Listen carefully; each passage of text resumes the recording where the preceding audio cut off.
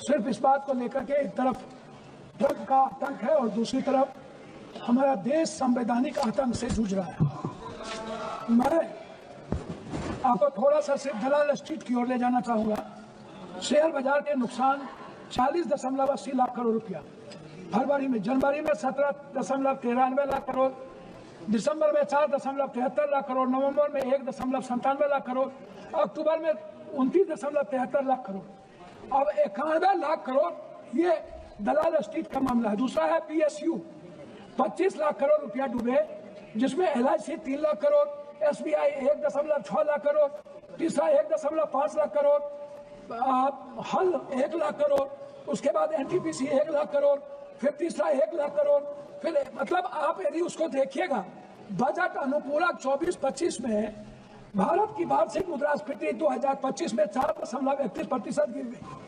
और यदि हम वहां आते हैं, मुख्य रूप से खाद्य कीमतों की गिरावट 24 में 6.2% बनाम 8.4% के कारण, जो भारतीय उपभोक्ता मूल टोकरी का लगभग आधा हिस्सा बनाती है सब्जियां, या नरम मुद्रास्फीति 11.35% बनाम 26.56% के कारण ईंधन और प्रकाश के लिए अब स्फीति बनी रही -138% बनाम 1.39, और मुद्रास्फीति अस्थिर रही 2.76 बनाम 2.71। अब आप हमको एक बात बताइए, हमारे नेता कह रहे थे कि हमारे देश के प्रधानमंत्री यूक्रेन जाते हैं। मैडम, हम पूरा नॉर्थ ईस्ट की बात कर रहा हूँ, मैं मणिपुर गया था।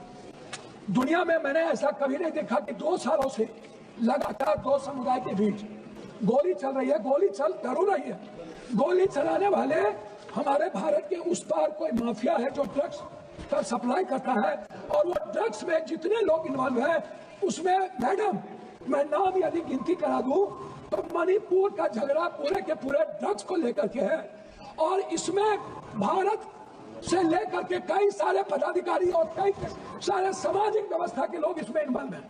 ये छोटी घटना नहीं है। पहली घटना यह है कि अपने ही सरकार को अपदस्थ करके राष्ट्रपति शासन लागू करके और वहां पुलिस फोर्सेस के द्वारा गोली चलवाना, अभी तक गोली चल रही है। और 10,000 लोगों के बीच जिस तरीके से महिलाओं को नंगा करके सामूहिक बलात्कार किया गया, और देश छुप रहा सिर्फ इसलिए कि वो हिंदी पट्टी में नहीं है, वो कोई साउथ में है, कोई नॉर्थ में है।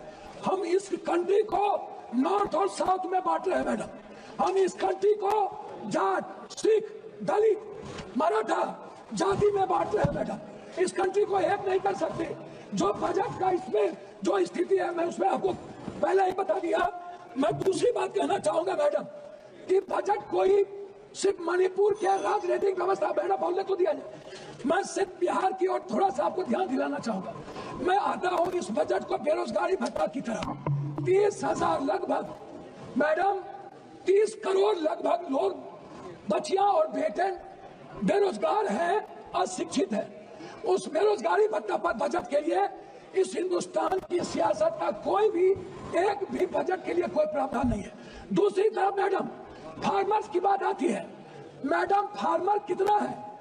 1 बीघा से 5 बीघा वाले जमीन वाले मैडम मात्र 3.2% लोग 5 से 10 बीघा है, और 10.1% है 1 बीघा से 5 बीघा। उसके बाद टोटल बटेदार है, दैयारी मजदूर है, बधुआ मजदूर है। यह किनको दे रहा है बीमा फसल योजना? फार्मर को आप बटेदार को क्यों नहीं लाते? आप क्यों नहीं लाते बधुआ मजदूर को?